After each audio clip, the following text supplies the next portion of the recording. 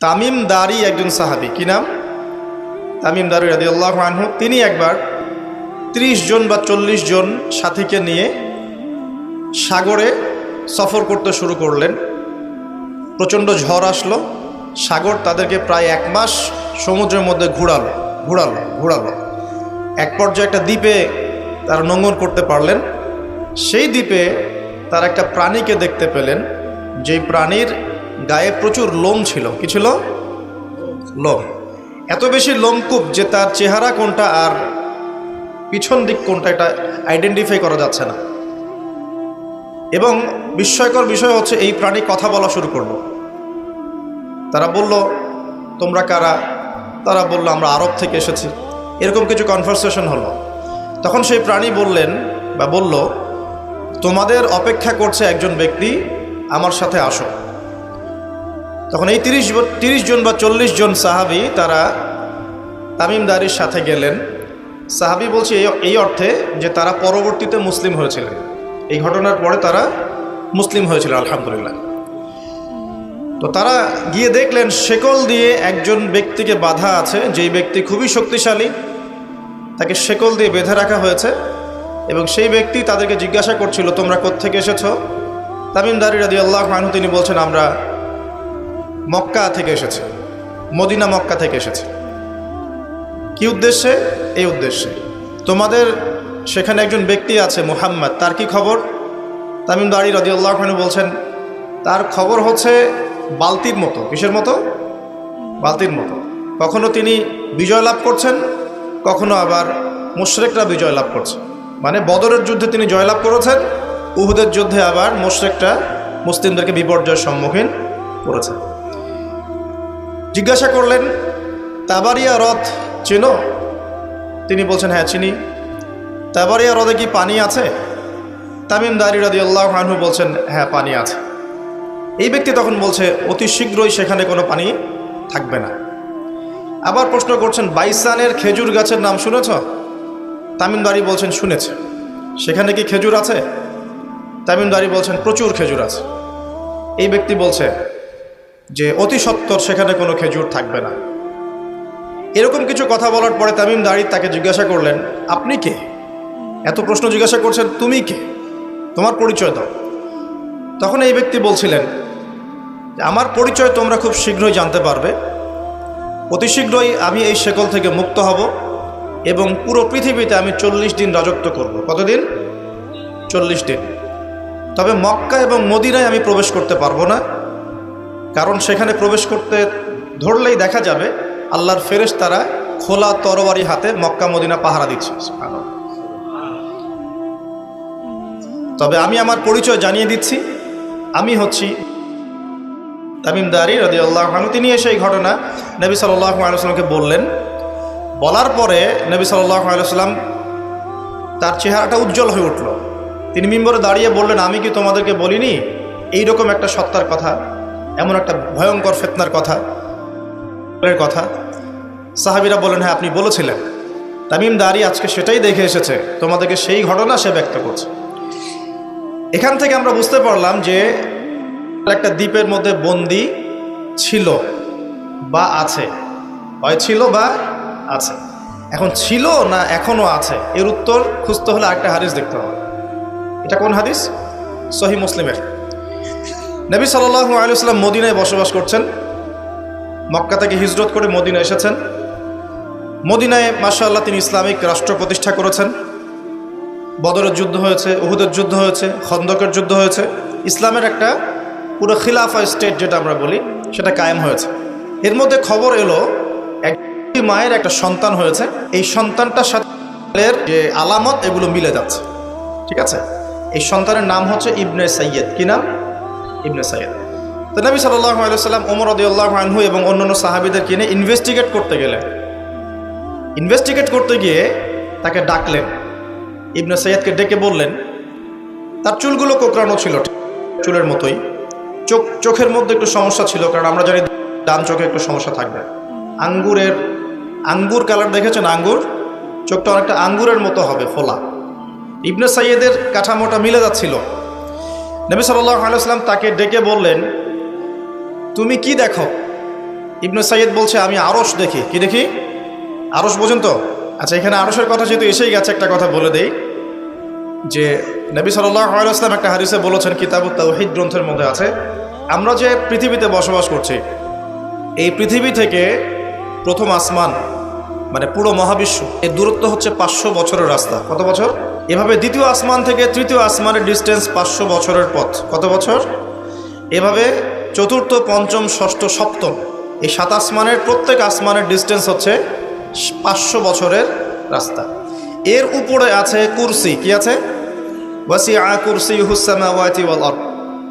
আয়াতুল কুরসি পড়েন নাই? আয়াতুল কুরসি ঘুমানোর সময় পড়েন কি? যে ব্যক্তি ঘুমানোর সময় আয়াতুল কুরসি পড়ে, সারা রাত আল্লাহর পক্ষ থেকে একজন ফেরেশতা তাকে পাহারা দিবে। কিন্তু এই কথা নাসা বিশ্বাস করবে না, এই কথা বিজ্ঞান বিশ্বাস করবে না, কারণ তাকে চোখে দেখা যায় না। তাদের একটা জ্ঞানতাত্ত্বিক দর্শন আছে, যেটা আমরা ইউনিভার্সিটিতে পড়ে আসছি দীর্ঘদিন।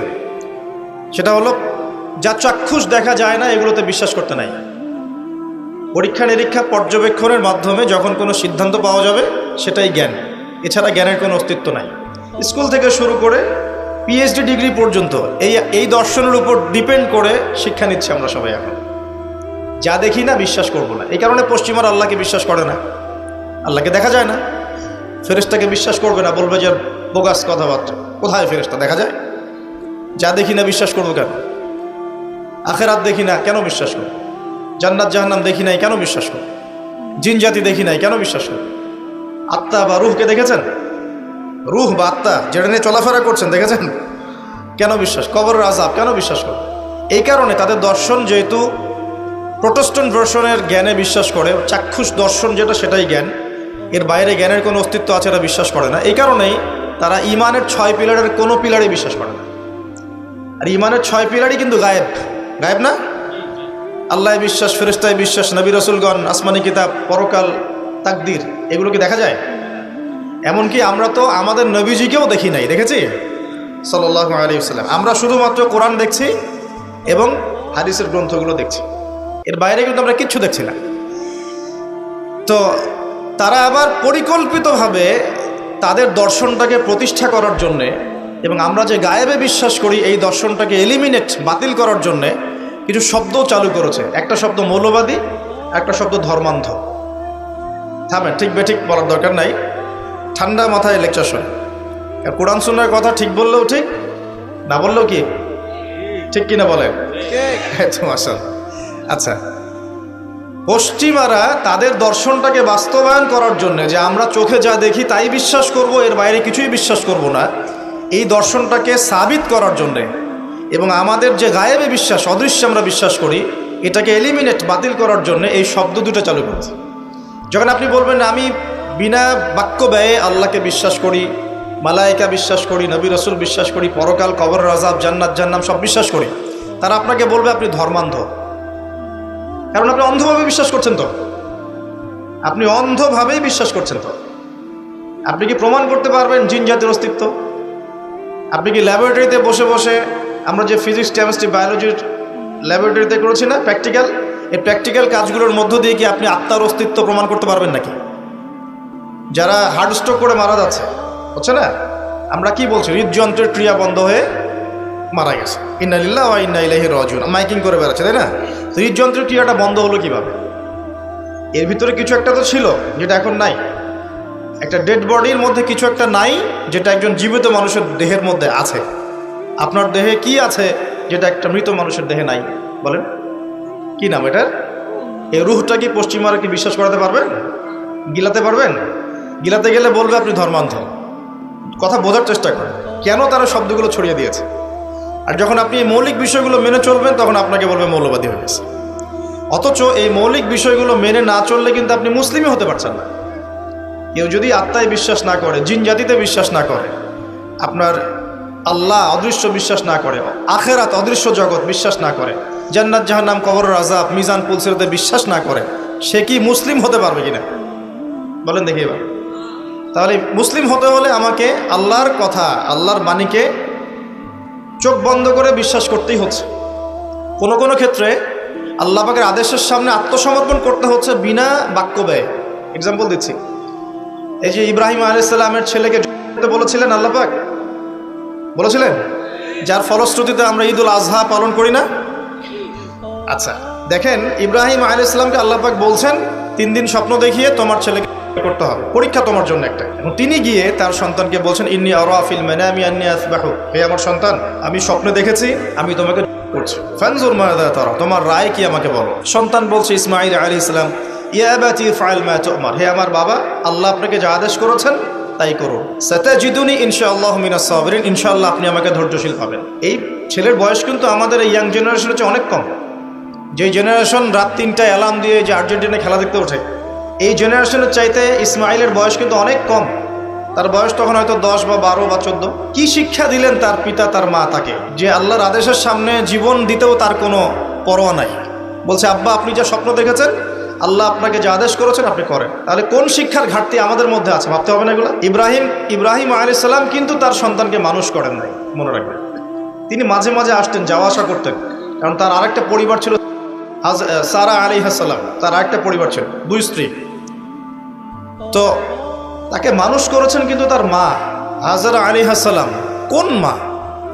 যেই মাকে ইব্রাহিম রেখে আসছেন কাবা ঘরে, মনে আছে? খাবারও ছিল না, পানিও ছিল না। তিনি বলছেন, আপনি কেন রেখে যাচ্ছেন ইব্রাহিম আলাইহিস সালাম বলেন, আল্লাহর হুকুমে।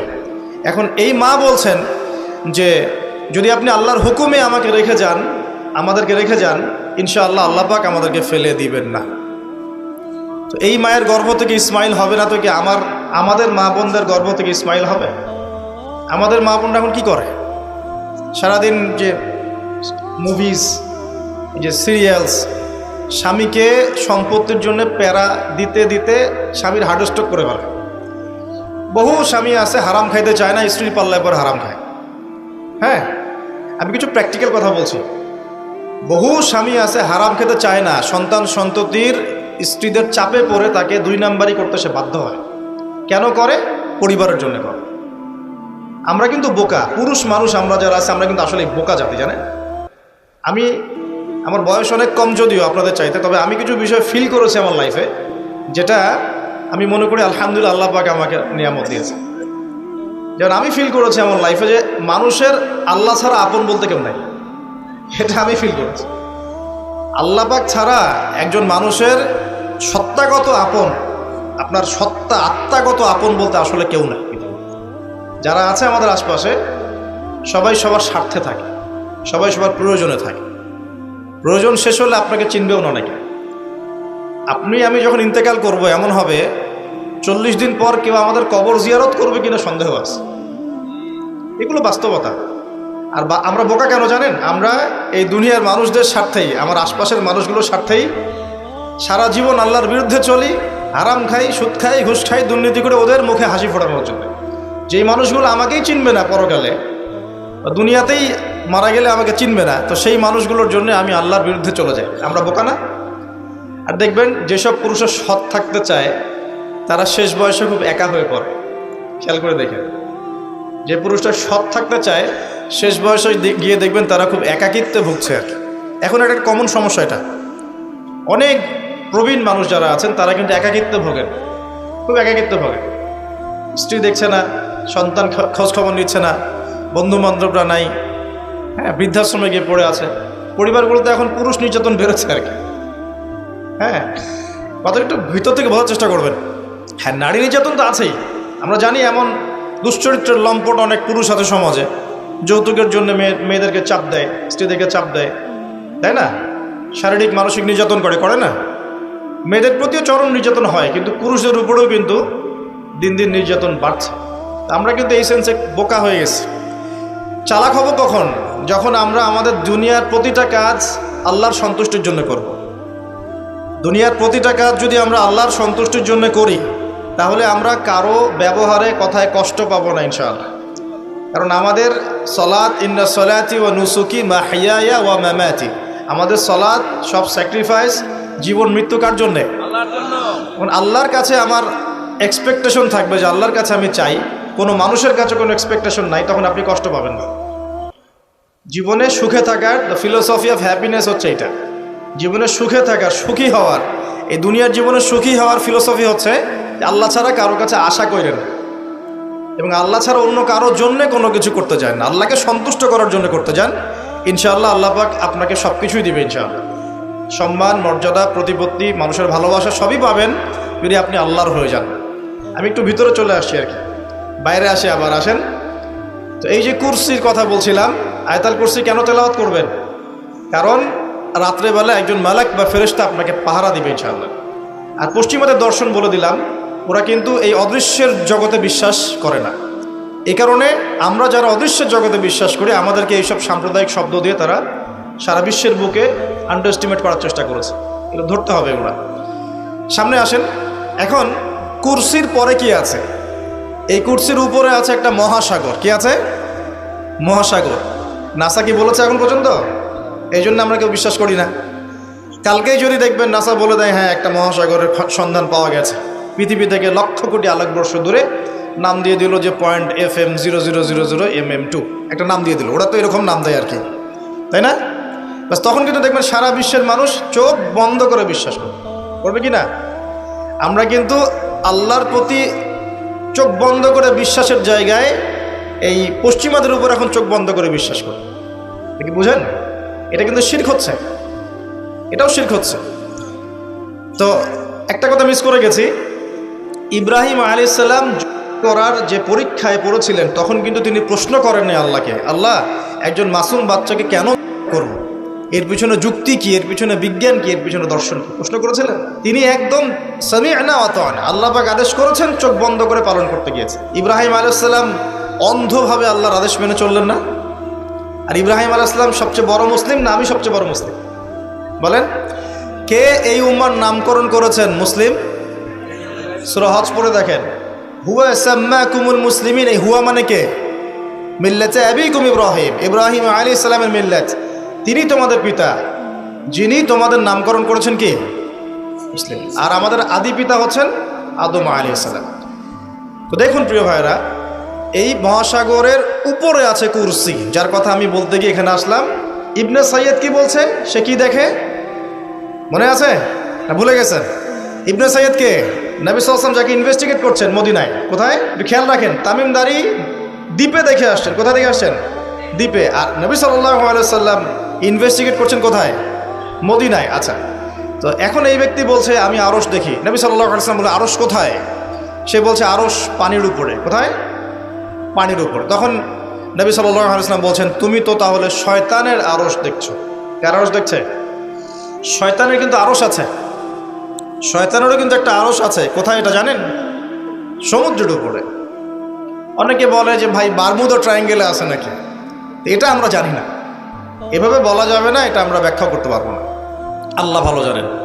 তো এখন শয়তানও কিন্তু সিংহাসনে বসে, দিন শেষে বসে ওর যে চেলা চামুন্ডা যারা আছে ওদেরকে ডাকে, ডেকে বলে আজকে কি করাইছো তোমরা? একজন বলে যে আমি তো জেনা করাই দিছি দুজনের মধ্যে, আমি মদ খাইয়েছি মানুষকে, আমি মানুষকে পরকীয়ায় লিপ্ত করেছি, আমি একজনকে একজনের বিরুদ্ধে উস্কে দিয়ে হত্যা করিয়ে দিয়েছি। এরকম করে শয়তানরা বলতে থাকে।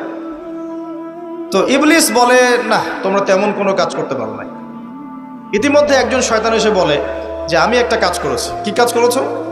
যে আমি একটা পরিবারের স্বামী স্ত্রীর মধ্যে বিচ্ছেদ ঘটিয়ে দিয়েছে। কি করেছে? এটা এখন বেশি হচ্ছে না? বেশি হচ্ছে না? আপনারা খবর রাখেন না মনে হয়, পড়াশোনা করে দেখেন, প্রতি 3-4 মিনিট একটা ডিভোর্সের ঘটনা ঘটে, প্রতি 3-4 মিনিটের মধ্যে। এবার শয়তান তাকে ডাকে, এদিকে আসো, তুমি একটা কাজের কাজ করেছো। তখন নিজের গলার যে মালা বা যেটা আমরা গোল্ড মেডেল বলি, অ্যাওয়ার্ড যেটা বলি, এটা তার গলায় সে পরিয়ে দেয়, দিয়ে বলে তুমি একটা কাজের কাজ করেছো। তার মানে আমরা বুঝতে পারলাম শয়তানের কাছে সবচেয়ে বড় একটা মিশন কি? পরিবারগুলোকে ধ্বংস করে দেয়। খুব সতর্ক থাকতে হবে আমাদের সবাইকে। আল্লাহ পাক আমাদের সবাইকে ধৈর্য দান করুন। আর পরিবার টিকে থাকে ধৈর্যের উপরে। আরেকটা বিষয় বলে দেই, স্বামী স্ত্রীর মধ্যে যুবকরা এটা উপকৃত হবেন ইনশাআল্লাহ। স্বামী স্ত্রীর মধ্যে শুধুমাত্র ভালোবাসা পরিবার টিকানোর জন্য যথেষ্ট না। স্বামী স্ত্রীর মধ্যে ভালোবাসার চাইতেও বেশি প্রয়োজন হচ্ছে একে অপরের প্রতি বিশ্বাস। কি দরকার? বিশ্বাস না থাকলে ভালোবাসা টিকবে না। প্রয়োজন একে অপরের সম্মানবোধ, একজন একজনের সম্মানটা যেন বোঝে, এবং আনুগত্যের প্রয়োজন আছে। স্ত্রীরা যদি স্বামীদের আনুগত্য না করে সংসার টিকে না, সংসার ভেঙে যায়। বিশ্বাস, আনুগত্য, ভক্তি, সম্মান, শ্রদ্ধা, এর সাথে যখন ভালোবাসা যুক্ত হবে তখন পরিবারটা ইনশাআল্লাহ জান্নাতি পরিবার। লাখ লাখ ছেলে দাঁড়িয়ে একটা পর্দার সামনে দাঁড়িয়ে আছে, গোল কখন হবে এই জন্যে, দেখছেন না? মিডিয়া এগুলো প্রমোট করছে না? ভাবখানে এমন যে কত সুখে আছি আমরা, তাই না? কি সুখ আমাদের, খেলা হচ্ছে, আমরা গোল গোল চিল্লাচ্ছি, খেলছে কোন টিম, সেই টিম আমাকেও চিনে না, আমার দেশের নামও জানে কিনা আল্লাহু আলাম। এমন কেন জাতিগতভাবে আমরা এমন কেন হলাম জাতিগতভাবে? আমাদের কোনো ব্যক্তিত্ব নাই, আমাদের কোনো গায়রত নাই, আমাদের তো যুদ্ধের হিস্ট্রি আছে, আমাদের বীরত্বের হিস্ট্রি আছে, আমাদের ভাষা আন্দোলন হিস্ট্রি আছে। দেশের কনসেপ্ট বাদ দিয়ে ইসলামের কনসেপ্টও যদি বলেন, আমরা তো তারেক বিন জিয়াদের উত্তরসূরি, বিন কাসিমের উত্তরসূরি, খালেদ বিন ওয়ালিদ, উমর ইবনুল খাত্তাবের উত্তরসূরি। আমাদের কোনো গায়রত নাই? যদি আমি একা একা সকালবেলা উঠে ফজরের নামাজের পরে এই মাঠটাকে 10 রাউন্ড দেই, এটা আমার জায়েজ না জায়েজ? জায়েজ। এখন আপনারা 10 জন 20 জন দুটো টিম হয়ে গেলেন, আমি তো টুকটাক খেলাধুলার মধ্যে ছিলাম, টিম হয়ে গেলেন, এখন আপনারা খেলছেন ফুটবল, 1 ঘন্টা আধা ঘন্টা খেলবেন, জায়েজ না জায়েজ? কিন্তু এই খেলাটাকে টেলিকাস্ট করে আপনি হাজার হাজার মানুষের সময় তো নষ্ট করতে পারেন না, তার হায়াত তো নষ্ট করতে পারেন না। এই খেলাকে কেন্দ্র করে তো জুয়ার আসর বসাতে পারবেন না আপনি, এটাকে কেন্দ্র করে আপনি লক্ষ লক্ষ বিলিয়ন ডলার্স খরচ করতে পারবেন না তো। অথচ আপনার পাশেই প্রতিবেশী রাষ্ট্র না খেয়ে মারা যায়, আমাদের পাশেই মিডল ইস্টের পাশেই প্রতিবেশী রাষ্ট্র না খেয়ে শিশুরা যাচ্ছে। প্রতিবেশী না খেয়ে থাকে, আমি পেট ভরে খাই, আমি মুমিন নাকি? প্রতিবেশী না খেয়ে থাকে আর আমি পেট ভরে খাই, আমি কি মুমিন নাকি? আর সারা বিশ্ব এই দিকে মানুষকে ফোকাস করে রেখেছে, বিশ্বের একটা অংশ এই দিকে ফোকাস করে রেখে তাদের এজেন্ডাগুলো ঠিকই বাস্তবায়ন করছে না। রমজান মাস আসে, দেখবেন রমজান মাস যখনই আসে দেখবেন যে নির্যাতন বেড়ে যায় উম্মার উপর। যে সময়ে উম্মার ইকোনমিক অবস্থা ভালো না, সামরিক অবস্থায় তাদের মুখাপেক্ষী হয়ে থাকতে হচ্ছে, যে সময় আমাদের ভিতরে পলিটিক্যাল বিরোধগুলো দেখা দিচ্ছে, আমরা ইউনাইটেড হতে পারছি না, যে সময় যুব সমাজরা মাদকে আসক্ত হয়ে আছে, পর্নোগ্রাফিতে আসক্ত হয়ে আছে, দিনের ইলম কালাম অর্জন করছে না, নামাজ ঠিক মতো পড়ছে না, কুরআন তেলাওয়াত করা শিখছে না, যে সময়ে ইভেন আলেম ওলামাদের মধ্যে ঐক্য দেখা যাচ্ছে না, যে সময়ের মধ্যে আমরা পরিবারগুলোর ভাঙন দেখতে পাচ্ছি, আমাদের পরবর্তী প্রজন্ম কোন পরিবেশে বড় হবে সেই নিশ্চয়তা দিতে পারি না। এই সমাজটা পরিবর্তনের দায়িত্ব আমাদের কারো ঘাড়েই নাই। শুধু কি পলিটিশিয়ানদের দায়িত্ব? শুধু কি প্রশাসনেরই দায়িত্ব? আমাদের সবাইকে নাকে তেল দিয়ে ঘুমানোর জন্য পৃথিবীতে আসছে। এই যুব সমাজ তো জানেই না, বোঝেই না ওদেরকে কি কারণে এই পৃথিবীতে পাঠানো হয়েছে। সে যে মুসলিম, তার যে দায়িত্ব কর্তব্য আছে, আল্লাহ পাক যে তাকে সৃষ্টি করেছেন তার ইবাদত করার জন্য এবং আল্লাহর জমিনে দিনটার প্রচার প্রসার ঘটানোর জন্য, তার কোনো ফিকির আছে? একটা পর্দার সামনে দাঁড়িয়ে সে আধা ঘন্টা 1 ঘন্টা 1.5 ঘন্টা সময় নষ্ট করে ফেললো, তার ফিজিক্যাল কোনো উপকারও কিন্তু নাই। আছে? কোন জায়গায় আপনি বাচ্চাকে রেখে যাচ্ছেন চিন্তা করে দেখেন একবার। একটা ছোট্ট বাচ্চার ইজ্জতের কোনো গ্যারান্টি পাচ্ছি না আমরা। মানুষ কোন জায়গায় চলে গেছে দেখেন, মাদক অ্যাভেলেবল হয়ে গেছে, পর্নোগ্রাফি দেখে না 5% ছেলেও পাওয়া যাবে না এখন। আর যারা দেখে ভিতর থেকে এরা পশু হয়ে গেছে, এর কাছে একটা বাচ্চাকে দিলেও সে রেপ করে রেখে দিবে। চিন্তা করে দেখেন না, বিগত 50 বছরে ধর্ষণের সংখ্যা বেড়েছে না কমেছে? কি পরিমাণ বেড়েছে কি পরিমাণে? পর্নোগ্রাফির পরিমাণটা কি পরিমাণ বাড়ছে? মাদক কি পরিমাণে বেড়েছে? এখন এই দায়িত্ব তো শুধু প্রশাসনের না, শুধু পলিটিশিয়ানদের না, আমাদের সবার দায়িত্ব আছে তো। আমরা যদি যার যার জায়গা থেকে দায়িত্ব পালন করতে আজকে পিছুপা হয়ে যাই, বিশ্বাস করেন আগামী 10-20 বছর পরে আমাদের সন্তানরা একটা ভয়ঙ্কর বিশ্ব দেখবে আসে, এমন একটা বিশ্ব দেখবে যার দুঃস্বপ্নের মতো কল্পনাই করে নাই। আল্লাহ আমাদেরকে বোঝার তৌফিক দান করুন। আমি হয়তো কিছুটা ইমোশনাল হয়ে বেশি কথা বলে ফেললাম, ভুল ত্রুটি হলে মাফ করবেন। সামনে আসেন, আমি বুঝাচ্ছিলাম যে এই 3টা জায়গা থেকে বের হবে এবং তার সাথে জয়েন হবে কারা? এবং এক শ্রেণীর নারী যাদেরকে আপনি ঘরে রাখতে পারবেন না। উদাহরণ দিতে এত দূর চলে গেছে। আরেকটা জায়গার কথা আসছে যে বের হবে শাম এবং ইরাকের মাঝামাঝি একটা রাস্তা থেকে। শাম মানে হচ্ছে জর্ডান, লেবানন, এই যে পুরো কন্টিনেন্টটা আছে এটার নাম শাম। কি নাম? শাম, সিরিয়ার মধ্যে। আর ইরাক হচ্ছে এই যে আমাদের ইরাক তো চিনেন, এর মাঝখান থেকে একটা রাস্তা থেকে বের হবে। একটু ভূগোল ঘাটবেন, একটু জিওগ্রাফি পড়ে দেখবেন, ওর মাঝখানে এখন একটা রাষ্ট্রের জন্ম হয়েছে। এই রাষ্ট্রটা আজকে থেকে 100 বছর আগে বিশ্বের বুকে ছিল না। ছিল 1914 সালের আগ পর্যন্ত এরকম কোনো রাষ্ট্রের অস্তিত্বই বিশ্বের বুকে ছিল না। বিগত 100 বছরে এটা অস্তিত্ব লাভ করেছে, নাম আপনারা সবাই জানেন। এবং সেখানে শুধু রাষ্ট্র গঠন করেই তারা ক্ষান্ত হয় নাই, কিন্তু ওই যে বললাম 70,000 দিবি ইস্পাহানের, বললাম না? তার মানে অন্য হাদিসে লিঙ্ক করলে দেখা যায় নবীজি বলছেন যে সে বিশ্ব শাসন করবে এবং তার ফলোয়ার্স হবে কারা? মানে কারা? তো সে যদি রাষ্ট্র কায়েম অলরেডি করে ফেলে এবং সেখানে যদি বিশ্বের সমস্ত জায়গা থেকে সেও যায় এবং ওরা সেখানে শক্তিশালী হয়ে যায়, সশরীরে বের না হলেও তার অনুসারীরা কি বের হয় নাই? বোঝেন নাই কথা? বুঝছেন? এখন তার অনুসারীদের একটু অবস্থা দেখেন। বিশ্বের বড় বড় সেক্টরগুলোর কথা আমি জাস্ট মেনশন করে দিই। Politics, economics, finance, military section এবং মিডিয়া। বড় বড় 5-6টা সেকশন। একটা সেকশন আমাকে দেখাবেন যেটা ওদের নিয়ন্ত্রণের বাইরে আছে? এমন কোনো সেকশন নাই। এখানে শিক্ষিত মানুষ যারা তারা আমার কথা বুঝতে পারবে। বিশ্বের এমন কোনো সেকশন নাই যেটা ওদের নিয়ন্ত্রণের বাইরে। ইভেন এই যে প্রযুক্তিগুলো আমরা ইউজ করছি এগুলো সব কিছু ওদের নখদর্পণে আছে। এখন আমাকে একটা কোয়েশ্চেনের উত্তর দেন যে যদি আপনি বিশ্ব রুল করতে চান তাহলে আপনাকে বিশ্বের এই বড় বড় সেকশনগুলোকে রুল করতে হবে না? শ্রীলঙ্কা কি পারবে বিশ্বের অর্থনীতিকে নিয়ন্ত্রণ করতে? পারবে না, কারণ তার নিজের কোনো ইকোনমিক বেস নাই। পারবে কি? পারবে সারা ওয়ার্ল্ডের পলিটিক্সকে নিয়ন্ত্রণ করতে? পারবে না। মনে করেন কি পারবে সারা বিশ্বের ফাইন্যান্স এগুলো নিয়ন্ত্রণ করতে পারবে? সেখানে তো মানুষ অনুদানের উপর তারা চলছে না, তাদের তো জানমালের নিরাপত্তাই নাই। তার মানে যে বা যারা বিশ্ব শাসন করবে এবং তার অনুসারীরা তাদেরকে বিশ্বের বড় বড় সেকশনগুলো তো রুল করতে হবে, তাই নয় কি? সশরীরে বের না হলেও, সে সশরীরে না আসলেও তার ফলোয়ার্স যারা তারা কিন্তু অলরেডি রাষ্ট্র কায়েম করেছে, বিশ্বের বড় বড় সেকশন নিয়ন্ত্রণ করছে এবং ঐক্যবদ্ধ হয়েছে, রাজধানীও ঘোষণা করে ফেলেছে। এবার কি মিলাতে পারছেন কথা যে কোন দিকে আমি ফোকাস করছি? এবার আসেন, তাদের সাথে লড়াই করার ক্ষমতা সবার থাকবে না, এটাও সত্য। কারণ আসবে সে তাদেরকে নিয়ে বিশ্বের 40 দিন পুরো ম্যাসাকার করবে, পুরো বিশ্বটাকে 40 দিন সে শাসন করবে। যার প্রথম দিনটা হবে 1 বছরের সমান। কত বছর? কিভাবে হবে আল্লাহ জানেন, আমি ব্যাখ্যা করতে পারবো না। দ্বিতীয় দিন হচ্ছে 1 মাসের সমান, তৃতীয় দিন 1 সপ্তাহের সমান, তারপরের দিনগুলো আমাদের দিনের মতোই। কথা বুঝতে পারছেন? সে কি করবে? সে নিজেকে খোদা দাবি করবে। সে বলবে সেই খোদা আল্লাহ, এবং তার 1 হাতে জান্নাত 1 হাতে জাহান্নাম থাকবে। এই যে এই 1 হাতে জান্নাত মানে কি সত্যিকারের জান্নাত? ওই যে 2 2 4 যারা মিলায় বলবে হ্যাঁ সত্যিকারের জান্নাত। একটা বাহন থাকবে, গাধা বলা হয়েছে, যার বিশাল ডানা থাকবে, যে ডানার নিচে বহু মানুষ আশ্রয় নিতে পারবে, এবং সেই ডানাতে সে আকাশে চড়ে বেড়াবে। আকাশে উড়ে এমন কোনো গাধা আছে নাকি? আছে? যারা 2 2 4 মিলায়, যে 2 যোগ 2 লেফট হ্যান্ড সাইড সমান রাইট হ্যান্ড সাইড, এরা মনে করবে যে উড়ন্ত গাধাও মনে হয় আসতে পারে।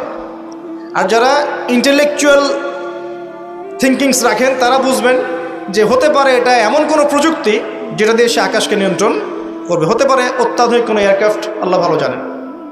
তবে উড়ন্ত কোনো গাধা যে হবে না এটা আমরা নিশ্চিত ইনশাআল্লাহ। তো এখানে অনেক রূপকথা আছে। সে ডান হাতে জান্নাত মানে যারা তাকে ফলো করবে সে ওদের সবাইকে প্রোগ্রেস দিবে, দুনিয়াতে শান্তিতে থাকবে। আর যে তার মানে আনুগত্য করবে না, জুলুমের শিকার হবে, ব্যাস জাহান্নাম। এ তো সরাসরি জান্নাত জাহান্নাম নয় যে ধরে ঢুকাই দিবে। জান্নাত কি হাতে নিয়ে ঘোরা সম্ভব? কখনোই না। তো এমনও একটা হাদিস আসছে যে সে একটা কওমের কাছে গিয়ে দাঁড়াবে, বলবে আমার উপর ঈমান নিয়ে আসো। কওম বলবে আমরা তোমাকে মানি না, এরা মুমিন হবে, মুসলিম হবে, আমরা তোমাকে মানি না। তখন সে তাদের উপর জুলুম করবে, দুর্ভিক্ষ চাপিয়ে দিবে। আরেকটা কওমের কাছে যাবে, বলবে আমাকে কি তোমরা রব হিসেবে মানো? তারা বলবে হ্যাঁ মানি। তখন তাদেরকে সে প্রোগ্রেস দিবে। দেখবেন আকাশকে আদেশ করবে বৃষ্টি হও, বৃষ্টি হবে, ফসল ফলো, ফসল ফলবে। গুপ্তধনগুলো বের করে ওদের হাতে দিয়ে দিবে। মানে আমি বুঝাতে পারবো না যেটা কত বড় ফিতনা। পৃথিবীতে চলমান সমস্ত ফিতনাগুলোকে একত্রিত করলে মান হবে না, তবে তার শাসনটা চিরস্থায়ী হবে না। আলহামদুলিল্লাহ, তার এবং তার ফলোয়ার্সদের শাসনটা চিরস্থায়ী হবে না। তারা যে মনে করে বসে আছে যে এই সত্যিকারের, সে সত্যিকারের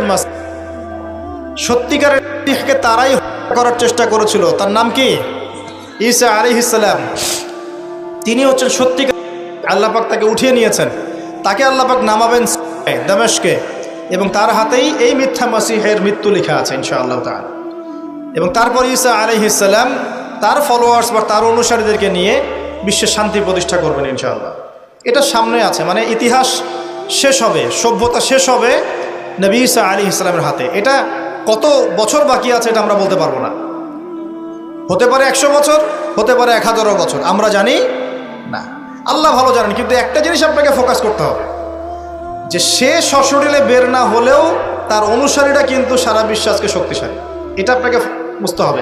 একটা সুসংবাদ আপনার জন্য। নবীজি বলছেন সাল্লাল্লাহু আলাইহি ওয়াসাল্লাম, কোনো ব্যক্তি যদি সূরা কাহফের প্রথম 10টা আয়াত মুখস্থ করে বা শেষের 10টা আয়াত মুখস্থ করে বা এই দুটোই 20টাই করেন, ইনশাআল্লাহ আপনার জীবদ্দশায় যদি হয় সে আপনার কোনো ক্ষতি করতে পারবে না। এখন প্রশ্ন আছে আরো, এই সূরার মধ্যে কি আছে যা আপনাকে এই ফিতনা থেকে বাঁচাবে? এটা জানার জন্যে আপনাকে আসহাবুল কাহফের ঘটনা পড়তে হবে। ওই যে 9 জন যুবকের কথা বলেছিলাম, 309 বছর ঘুমিয়েছিল, আল্লাহ পাক আবার ঘুম থেকে উঠিয়েছেন। ডিটেলস বলার সময় নেই, বাসায় গিয়ে পড়বেন। এবং এই বিষয়গুলো বোঝার আগে মুসা এবং খিদর আলাইহিস সালামের ঘটনাটাও পড়তে হবে, যে বাহ্যিক চোখে যা দেখা যাচ্ছে ওটা বাস্তবতা নয়। বাস্তবতা ওটাই যে আল্লাহ নূর দিয়ে খিদর আলাইহিস সালাম দেখছেন। আমি একটা জায়গা থেকে আলোচনা শেষ করে দেবো এখানে। এই সূরার মধ্যে আরও একটা ঘটনা আছে যেটা আমি কোনোদিনও বলি নাই, আজকে বলতেছি আপনাদের সামনে। আপনারা সৌভাগ্যবান, এই ঘটনা আমি আজ পর্যন্ত কোনো লেকচারে বলি নাই। সূরা কাহফে আরও একটা বিষয় আছে যেটা আপনাকে চেনাবে সভ্যতাগুলো কেমন হবে। একটু মনোযোগ দেন প্লিজ, 10 মিনিট দেখুন। এই সূরার মধ্যে 4টা ঘটনা আছে। কয়টা?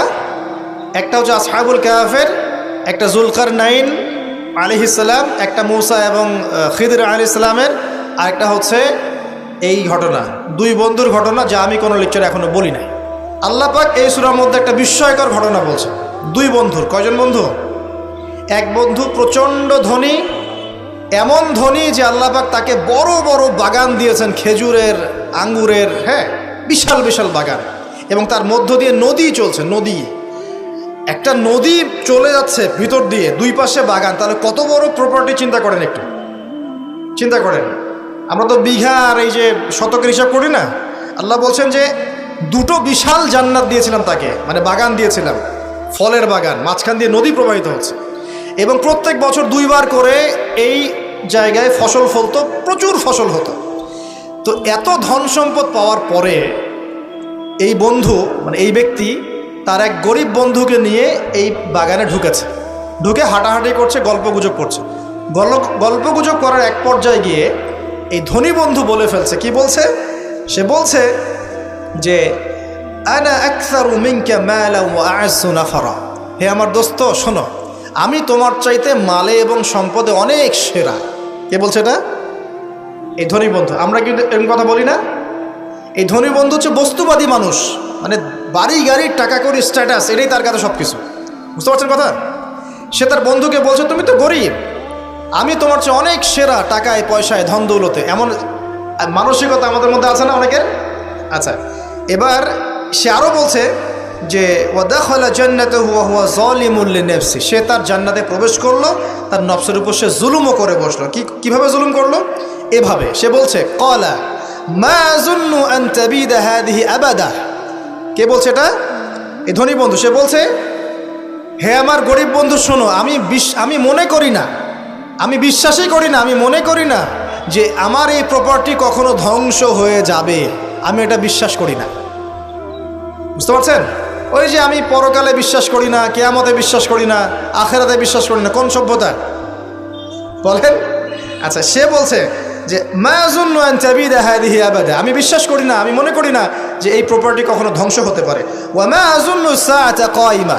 আর আমি এটাও মনে করি না যে কিয়ামত কখনো হবে। বুঝতে পারলেন কথা? আমি এটাও বিশ্বাস করি না যে কিয়ামত কখনো। শেষ করছি আমি। তার মানে কি, এই বন্ধুটা বস্তুবাদী না? সে পরকালে বিশ্বাস করে না, কিয়ামতে বিশ্বাস করে না। সে তার ধন সম্পত্তির মোহে এত আসক্ত হয়ে গেছে যে সে মনে করে যে এটা কখনো আমার থেকে যাবে না। এমন চিন্তা আমাদের মধ্যে আছে না? এই চিন্তাটাকে আধুনিক পরিভাষায় বলা হয় মেটেরিয়ালিজম। কি বলা হয়? মানে বস্তুবাদ। মানে কি? বস্তুবাদ মানে ভোগবিলাস, বাড়ি গাড়ি, টাকা পয়সা, মত্ত থাকা, পরকাল বলে কিছু নাই। এই যে মেটেরিয়ালিজম। এখন এই বন্ধুটা বলছে, গরিব বন্ধু, একটু মনোযোগ দেন প্লিজ। এই বন্ধুটা বলছেন, গরিব বন্ধু, যে ক্বালা লাহু সাহিবুহু ওয়া ইউহাওয়ারু। গরিব বন্ধুটা তাকে বলছে আকাফারতা বিল্লাযী খালাকাকা মিন তুরাব। হে আমার ধনী বন্ধু, তুমি কি সেই সত্তার সাথে কুফরি করছো যে তোমাকে মাটি থেকে সৃষ্টি করেছে?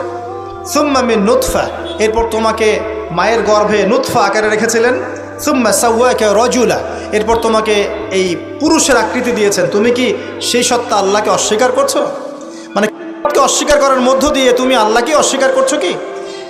ওয়ালাউলা ইয দাখালতা জান্নাতুক, তুমি যখন তোমার জান্নাতে ঢুকলা তুমি এটা কেন বললা না যে লা কুওয়াতা ইল্লা বিল্লাহ, মাশাআল্লাহ, লা কুওয়াতা ইল্লা বিল্লাহ, মাশাআল্লাহ, আল্লাহ পাক কি চমৎকার জান্নাত আমাকে দিয়েছেন, লা কুওয়াতা ইল্লা বিল্লাহ, আল্লাহ ছাড়া কোনো শক্তি সামর্থ্য নাই, এমনটা কেন বললে না? এমনটা না বলে কেন এইটা বললা যে ওয়ামা আযুন্নু সাআতা কায়িমা, আমি বিশ্বাস করি না যে কখনো হবে, আমি বিশ্বাস করি না যে এটা কখনো ধ্বংস হবে, এমনটা কেন বললা? তুমি কেন কুফরি করলা? এরপর যেটা হয়েছে, আল্লাহ রাব্বুল আলামিন এই যে বন্ধু, গরিব বন্ধু, তাকে দুনিয়া এবং আখিরাতে বিশাল নেয়ামত দিয়ে দিয়েছেন, আর এই ধনী বন্ধুর জান্নাতটাকে আল্লাহ পাক এক রাতের মধ্যে ধ্বংস করে রেখে দিয়েছে। এক রাতের মধ্যে পুরো জান্নাতকে ধ্বংস। পরের দিন সকালে সে এসে দেখে যে এটা কোন জায়গায় আসলাম, আমার বাগান বাগিচা বলে মনে হচ্ছে না। সে হাত কসলাচ্ছিল এবং বলছিল, কোরআনে ভাবে বলছে, হাত কসলাচ্ছিল আর বলছিল যে হায় আমি যদি আমার রবের সাথে শিরিকটা না করতাম, হায় আমি যদি আমার রবের সাথে কুফরি না করতাম, তাহলে আজকে আমার এই অবস্থা হয়তো হতো না। এই ঘটনাটা ঠিক পরে আল্লাহ পাক বলছেন ওয়াদরিব লাহুম মাসালুল হায়াতিদ দুনিয়া, হে নবী মুহাম্মদ সাল্লাল্লাহু আলাইহি ওয়াসাল্লাম, তুমি এবার তোমার উম্মতের কাছে দুনিয়ার দৃষ্টান্তটা পেশ করো। দুনিয়ার দৃষ্টান্তটাও ঠিক এরকমই, এই ফসলের ক্ষেতের মতোই। প্রথমে বৃষ্টিপাত হয়, ফসল সবুজ হয়, মানুষ খুব পুলকিত হয়ে যায়, কি চমৎকার ফসল ফলেছে। এরপর সেই গাছগুলো হলুদ হয়ে যায়, তারপর সেগুলো খড়কুটা হয়, চুলায় চলে যায়। এই হয় না? এই গল্পটার সাথে, ঘটনার সাথে দুনিয়ার জীবনে মিল আছে না? এটা কোন সূরায় আছে? কাহফে। আর এই সূরা আপনাকে থেকে বাঁচাবে না? এখানে আপনার হেদায়েত শোনেন। এবং তার অনুসারীরা এবং ওই সমসাময়িক ফিতনাময় যুগে বেশিরভাগ মানুষ বস্তুবাদী হয়ে যাবে, হয়ে যায় নাই? এবং বেশিরভাগ মানুষ এই দুনিয়ার ধন সম্পদ চাকচিক্যের মোহে পড়ে যাবে, পড়ে নাই? পড়েছে কি না? পড়েছে। এবং শুধু তাই নয়, তারা পরকালীন কনসেপ্টগুলোকে অস্বীকার করা শুরু করবে। ওই যে বললাম, আল্লাহ, ফেরেশতা, মালায়েকা, আখিরাত, এগুলো কিছু বিশ্বাস করবে না, মানুষকে ধর্মহীনতার দিকে নিয়ে যাবে। এটা নিয়ে যাচ্ছে না? এই তিনটা জিনিস খুব চলছে সমাজে এখন। একটা হচ্ছে এলিমিনেশন, মানে আল্লাহর কনসেপ্টটাকে বাদ দিয়ে দেওয়া। একটা হচ্ছে মেটারিয়ালিজম, মানে বস্তুবাদিতা। একটা হচ্ছে চ্যালেঞ্জ এগেনস্ট রিলিজন, ধর্মর এগেনস্টে চ্যালেঞ্জ করা। এগুলো চলছে না এখন? দেখুন, দাজ্জালের সভ্যতায় এগুলো হবে। এর সাথে আপনার বর্তমান সময়ের মিল কোথায়? মিল হচ্ছে, দেখুন, এই বিউটি কন্টেস্ট বলেন, আপনার ওয়ার্ল্ড কাপ বলেন, আপনার এই ইভেন্টসগুলো বলেন, ফ্যাশন শোজগুলোর কথাই বলেন, অপসংস্কৃতির কথাই বলেন, পর্নোগ্রাফির কথাই বলেন, এই মাদকের ভয়াল খাবার কথা বলেন, যে কোনো দিকে তাকান, এগুলোর প্রত্যেকটার উদ্দেশ্য দুনিয়া নয় কি? শুধু দুনিয়া না, পরকালীন কোনো স্বার্থ আছে? এগুলো করে পরকালে একটা নেকি হবে, কেউ দলিল দিতে পারবে কোরআন শোনা থেকে? তার মানে এই সমাজটা, এই সভ্যতা কি করেছে? দলে পুরো সভ্যতাকে গড়েছে এবং বস্তুবাদিতার দিকে মানুষকে প্রবৃদ্ধ করেছে। শুধু তাই নয়, যেগুলোর পরকালীন কোনো স্বার্থ নাই, এই কাজগুলোকে প্রমোট করেছে এবং যুব সমাজ, মুসলিমদেরকে স্পেশালি এগুলোতে মত্ত করে রেখেছে, রাখে নাই? আল্লাহ পাক এখন বলছেন, জেনে রাখো, তোমরা জেনে রাখো, ইন্নামাল হায়াতুদ দুনিয়া লাইবুন ওয়া লাহুন, এই দুনিয়ার জীবনটাই খেলতামাশা, প্রতারণা। ওয়া যিনাতুন ওয়া তাফাখুরুন বাইনাকুম ওয়া তাকাসুর, একে অপরের প্রাচুর্য, ধন সম্পদের প্রতিযোগিতা ছাড়া কিচ্ছু না। ওয়া মাল হায়াতুদ দুনিয়া ইল্লা মাতাউল গুরুর, এই দুনিয়ার জীবনটা প্রতারণা ছাড়া কিচ্ছু নয়।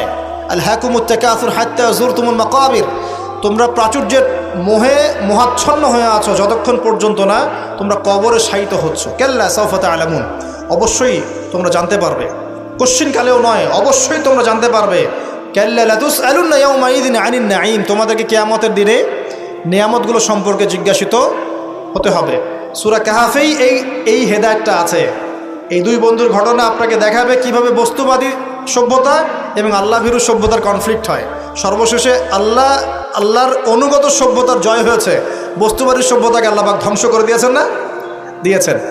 এবং এই ঘটনার পরেই দুনিয়ার জীবনের দৃষ্টান্ত দেওয়া হয়েছে, যে দুনিয়ার জীবনটাকে আল্লাহ পাক বলেছেন খেলতামাশা, প্রতারণা ছাড়া কিছুই নয়। হ্যাঁ, কেউ যদি বলে খেলাধুলার কোনো দলিল কোরআনে আছে কি না, আমি বলবো হ্যাঁ আছে। আল্লাহ পাক বলেছেন, ওয়ামা হাযিহিল হায়াতুদ দুনিয়া ইল্লা মাতাউল গুরুর ই'লামু আন্নামাল হায়াতুদ দুনিয়া লাইবুন ওয়া লাহু, অতএব খেলাধুলার দলিল কোরআনে আছে। আল্লাহ পাক বলছেন দুনিয়ার জীবনটাই তোমাদের খেলাধুলার প্রতারণা, ধোঁকা। কি বুঝলেন? এই দুনিয়ার জীবনটাই হচ্ছে খেলাধুলা, প্রতারণা, মোহ এবং ধোঁকা, এবং তোমাদের পারস্পরিক চাকচিক্যের প্রতিযোগিতা ছাড়া কিচ্ছু নয়। এখন এই সভ্যতার দিকে তাকাবেন চোখ কান খোলা রেখে, যে যত রকম ফাহেসা কাজগুলো মিডিয়া দিয়ে প্রমোট করা হচ্ছে, এগুলোর মূল উদ্দেশ্য হচ্ছে দুনিয়া, এবং মুসলিম যুবকদেরকে এবং উম্মাকে তাদের মূল উদ্দেশ্য থেকে সরিয়ে দেওয়ার চেষ্টা করা। আমাদের মূল উদ্দেশ্য কি? এক, আমাদের মূল উদ্দেশ্য ছিল জ্ঞান অর্জন করা। মূল উদ্দেশ্য ছিল জ্ঞান অর্জন করে আমল করা, আল্লাহ পাকের জমিনে দ্বীনের প্রচার করা। আমাদের পৃথিবীর মূল উদ্দেশ্য ছিল কি? পারিবারিক আদর্শ ঠিক করা, সন্তানদেরকে মানুষ করা, সমাজের কাঠামো ঠিক করা, হালাল খাওয়া, দ্বীনের দাওয়াতি কাজ করা, আল্লাহর জমিনে দ্বীনটাকে প্রচার করা, প্রসার করা, প্রতিষ্ঠার চেষ্টা করা। এগুলো আমাদের মূল উদ্দেশ্য ছিল।